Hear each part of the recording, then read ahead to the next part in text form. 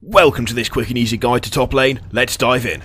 Top lane is where men and women of greatness are forged and where gods fight. I prefer playing top myself, can you tell? Usually when playing top lane you'll take a tanky bruiser champion or a caster with ranged abilities. With tanky bruisers like Jax, Olaf or Shen, their early game revolves around trading blows with their enemy counterpart and keeping up their farm. Late game their job is to disrupt the enemy carries and prevent them from doing damage as much as possible. The casters with ranged abilities like Teemo or Nidalee have more emphasis on pushing the enemy out of lane whilst farming from further back and are capable of dealing greater damage in the late game without being as tanky.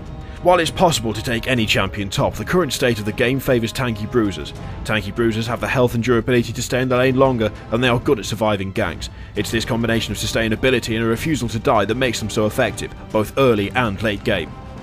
Summoner spells can have a huge effect on how you play top lane. The three I take most often are Flash and then Ignite or Teleport. Flash allows you to jump a short distance and allows you to escape ganks quickly. It can also be used defensively to jump onto the enemy carries.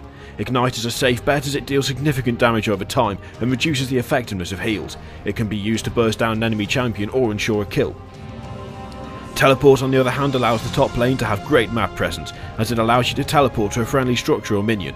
Reinforcing your team by teleporting into a fight can often turn the tide and win you a team fight. On some champions such as Olaf or Nasus, Ghost can be an effective alternative to Flash. Ghost increases your movement speed for a short amount of time.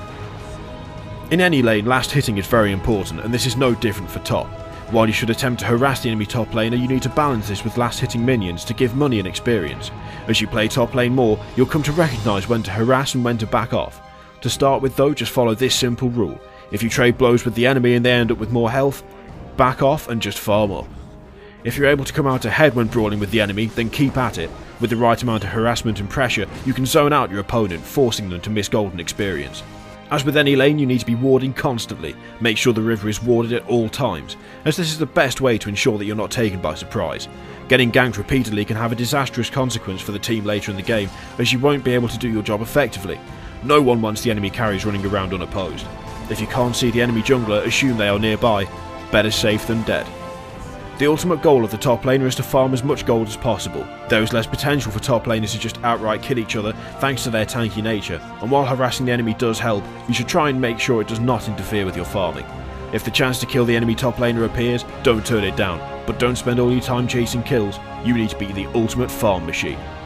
Those are the basics of top lane on Summoner's Rift. Thanks for watching and subscribe for more League of Legends guides.